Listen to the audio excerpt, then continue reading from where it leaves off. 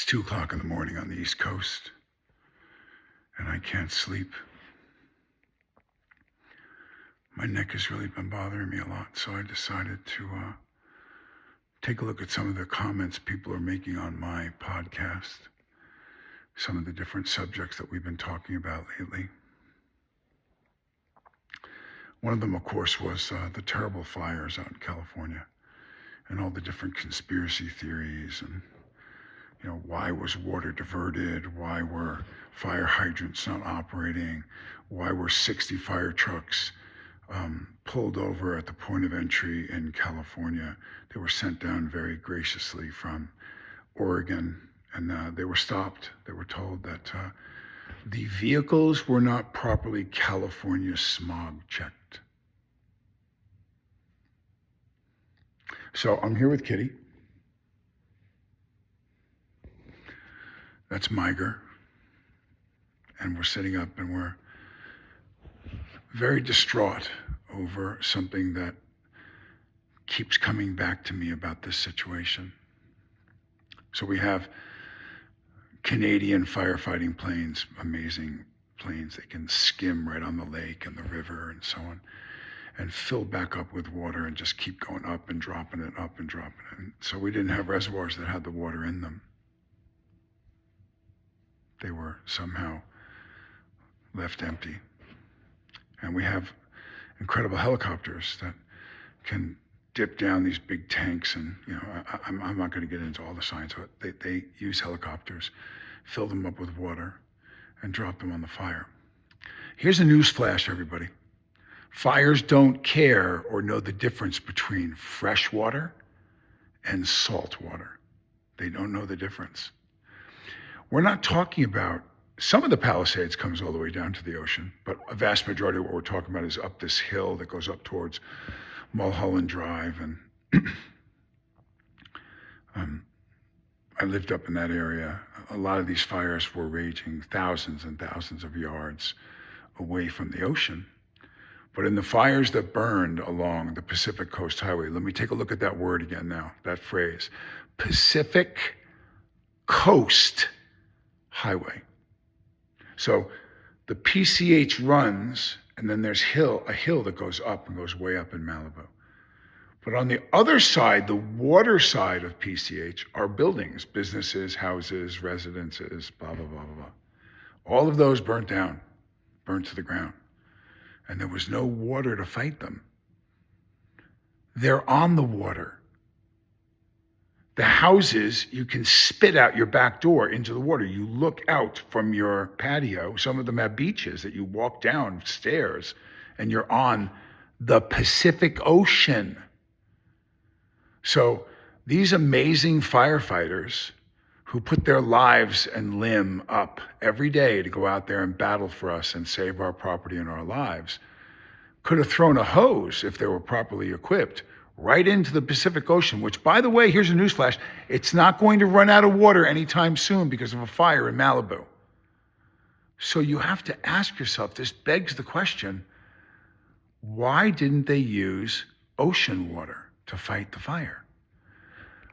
Fire trucks can pull up and fill up. They have the ability to be refilled. They hook them up to hydrants, they fill the truck up. There's not a way to drop a hose in that water and pump the water into the truck so the truck has adequate water in it. No one's even talking about this. No one's even talking about, they're talking about diversion of water through pecan growers, pistachio growers, flower growers, this one family that has all the water rights. They're talking about these new cities that are going to be born. These smart cities are going to come from the rubble and get ready for the Olympics. They're talking about political setups, that this was a plan. Were these arsons? Were these done by some type of beam that was shot? Were people hired to start the fires? Blah, blah, blah, blah, blah.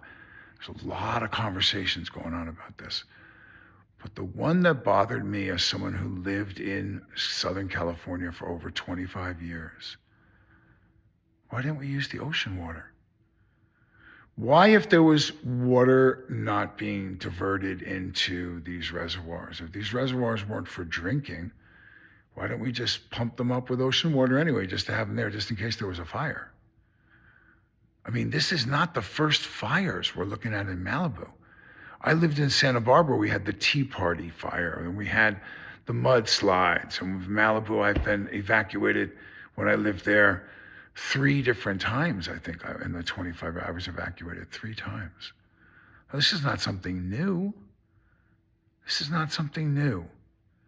This smells really bad. And let me tell you something. Let me add to this. I've made this in the comments, and this is a very long response that I'm writing. But I'm up, and it's really bothering me. If there are political figures, or there are people that hold offices in the state of California that even had knowledge of some kind of conspiracy about this, if they knew, they should be immediately dismissed from their position, and they should be prosecuted. And I think you're going to find this one was too big. They can't contain this like a Lee Oswald with a handful of people that they hope don't say anything, or they kill as time goes on to cover themselves. This isn't Officer, what was his name, Tippit, that they shot to stage this whole thing as Oswald came out of the theater and blah, blah, blah, blah, blah, blah, blah. They're going to talk this time. People are going to cover their asses, and they're not going to want to be caught in the fray.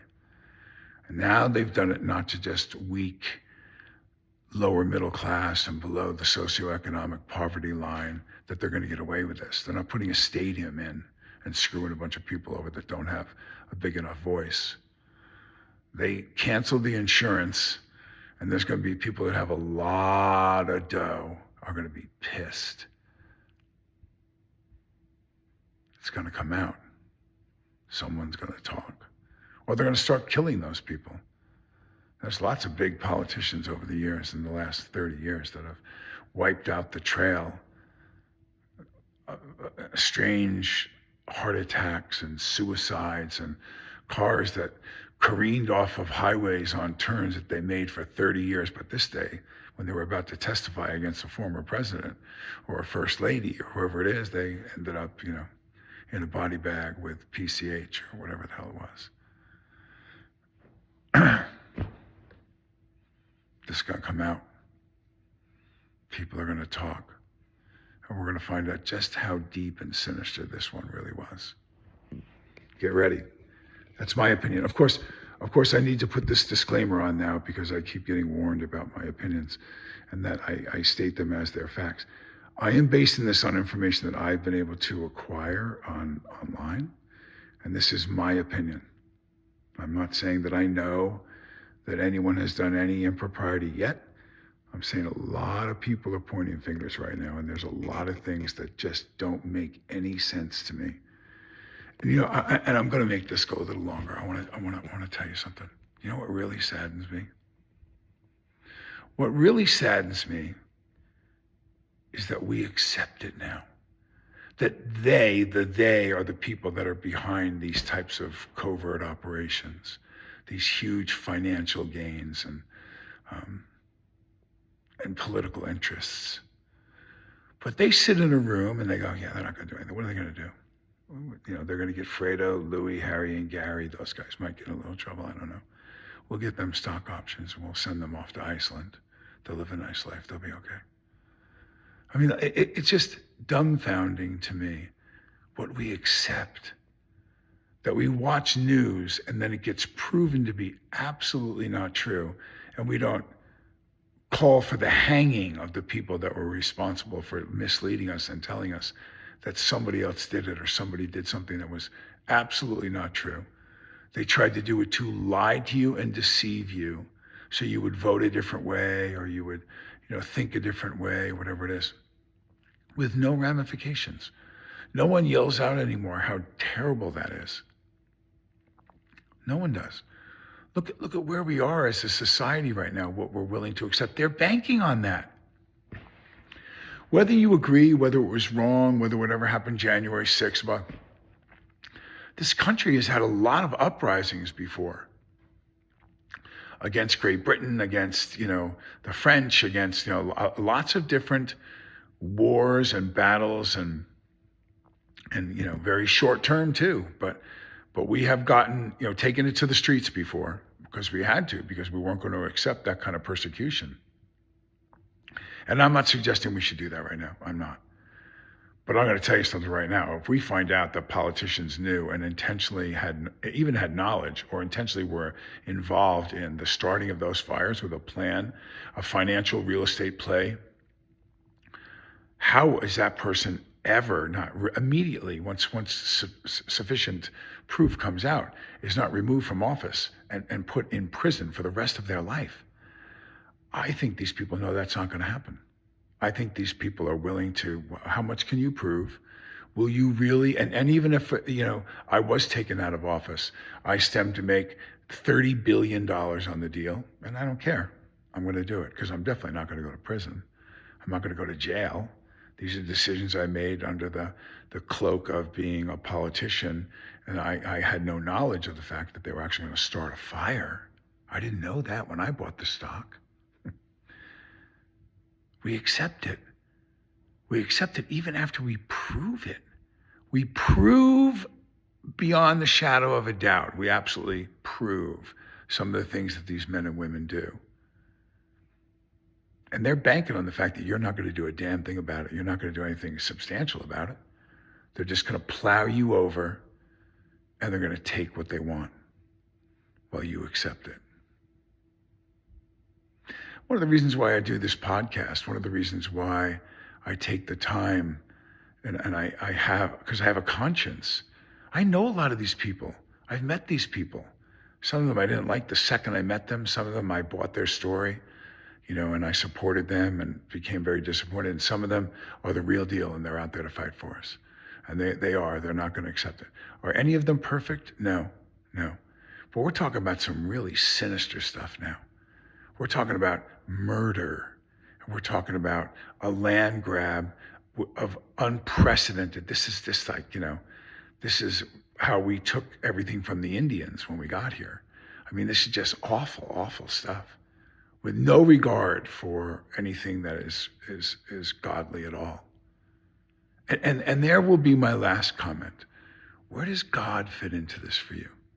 I don't care what you believe. I don't care. I'm not going to sit here and tell you that as a born-again Christian, if you don't believe what I believe, you're not going to heaven. You're going to find out. I gave up on all that. I gave up on all of it.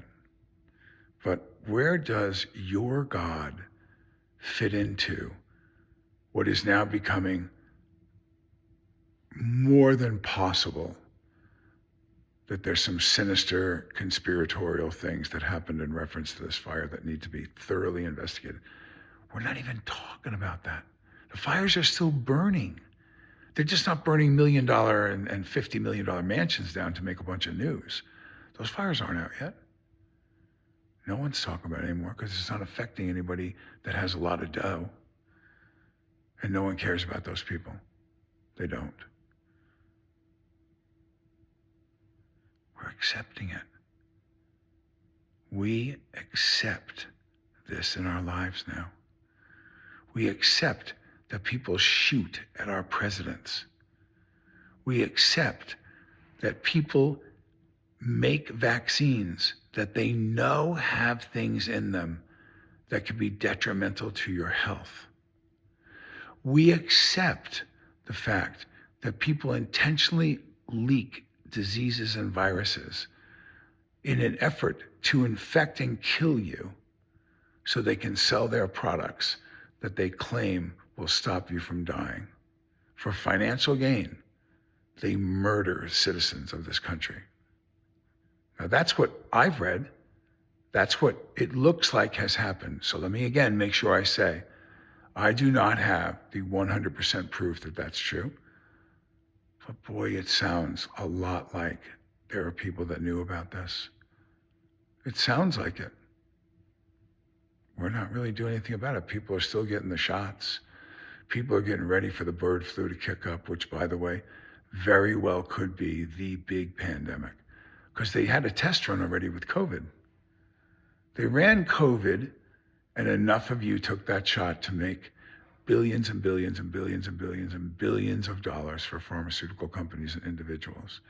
There are people that held high public offices that endorsed it and told you that it would be to your benefit, that the only thing that would stop you from getting this terrible virus would be to take these shots, and that clearly was not true. That's been proven.